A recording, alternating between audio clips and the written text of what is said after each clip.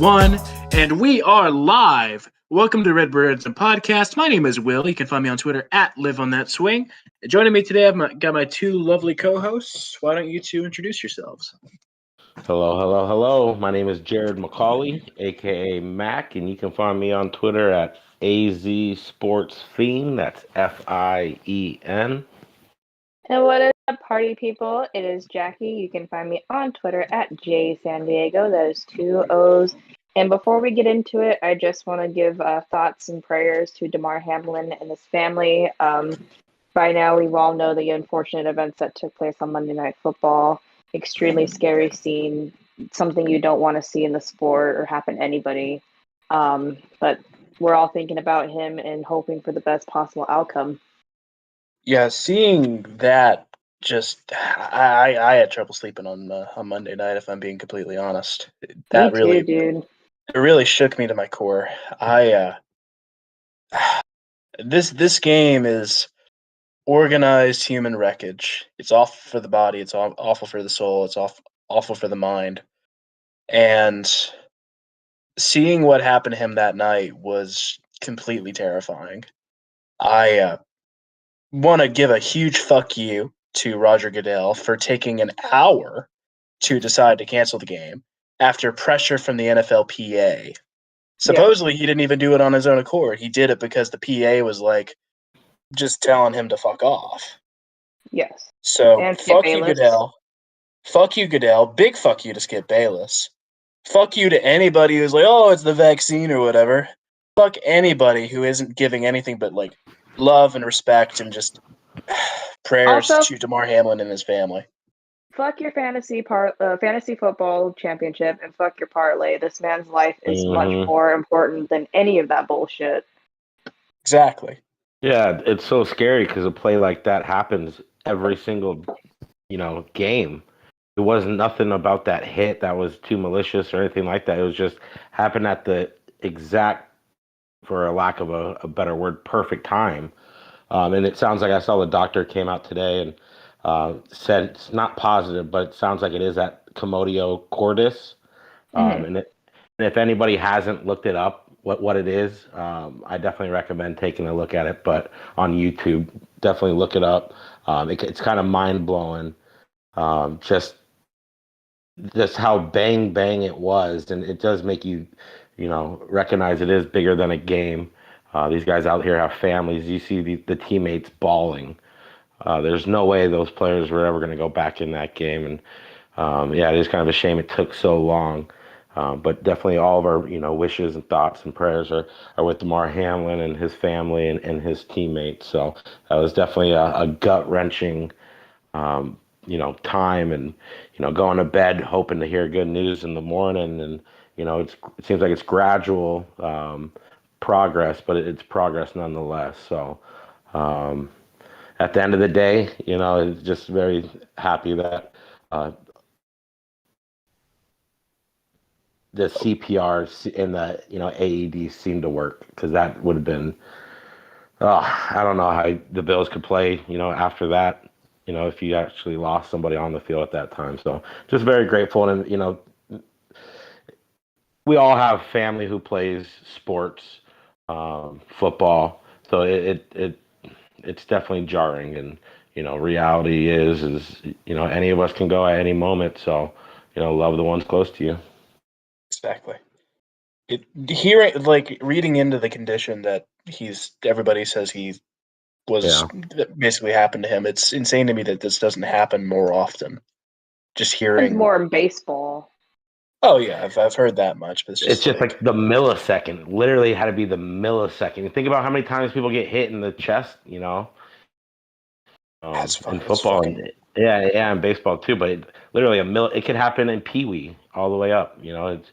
And thankfully that there were emergency units and team doctors right there available, and that's probably what saved his life, because they say it's like you have about a 20% chance up until that 10-minute mark, and then the first 10 minutes, and then after that it just drops significantly if you're not having CPR done on you. And thankfully they were able to jump on it pretty quickly.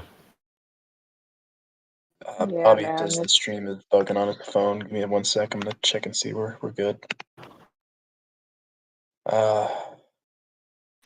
Let's refresh. I think it's behind on our end. Behind. Like way behind. I don't know. It doesn't matter. Let's just keep talking. But yeah, prayers up to DeMar Hamlin.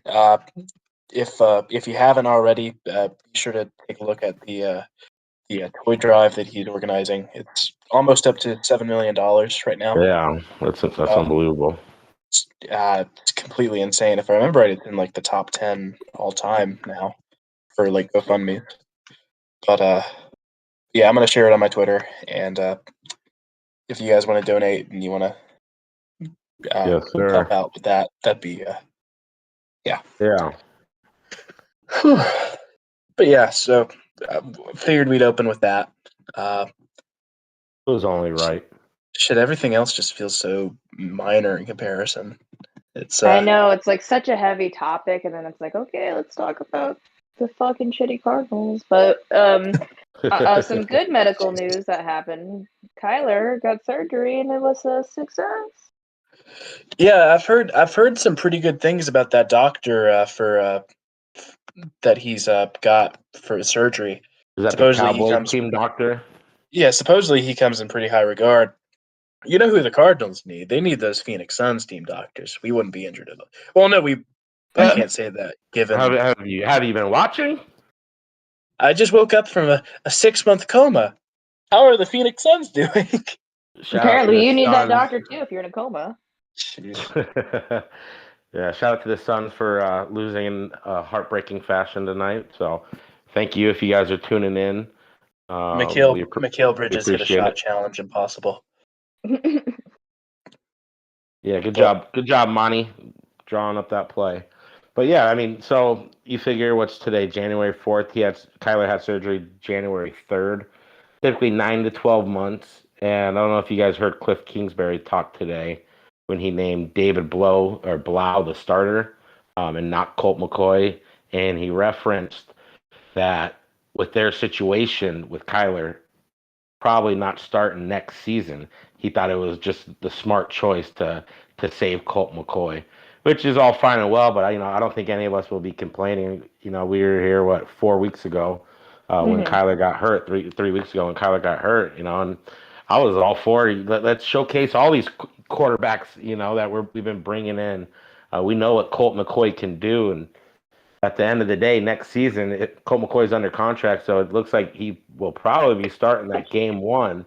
And you do have to see. I thought David Blau looked pretty good on Sunday, and if he can come in and earn a job to, start next season as QB2 and then QB3 when Kyler comes back, more power to him. What did you guys think of that performance by him on Sunday?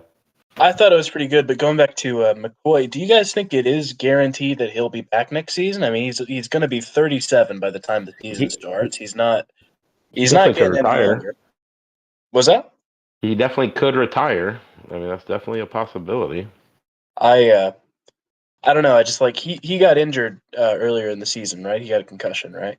Yeah. I feel like he got close to several concussions. Yeah, he got fucking banged up. So yeah, it is a possibility he could, hang it up too. And I wouldn't blame him. I wouldn't blame him, especially given the concussion situation that's happening in the league, especially this year. But he's also got 3 kids. Yeah, and he's got kids, and then now you put in this whole DeMar Hamlin thing into perspective. What's really important. Yeah. But I'm okay with Blau. I mean the box score, the stats aren't sexy, but he looked pretty sharp to me. He is an effective stopgap quarterback, I'd say. Yeah. I just want to see if he can do it 2 weeks in a row. Guys can. You're in the NFL for a reason. He can have one good game. But until we can see it twice in a row, I think that's definitely the right plan of attack heading into this week, especially D-Hop shut down, and that there's a question mark right there on that. But back to Colt McCoy, he's on the hook for $3.7 million next year, and if he knows that he could be the starter for the first handful of games, And that competitive nature is still there. I wouldn't be surprised if he comes back too. He kind of seems like that coach in the locker room, and his leadership does play a part as being another coach on the field, especially to someone like Kyler who's still growing and developing. So hopefully he can stay here, and if not, hopefully we can upgrade it. We've talked about that last couple of weeks.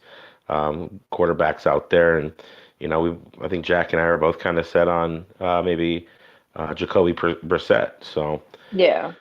yeah, so we'll definitely see what happens. It's going to be an interesting offseason no matter what, though. If we do get Sean Payton, I wouldn't mind having somebody like Bridgewater being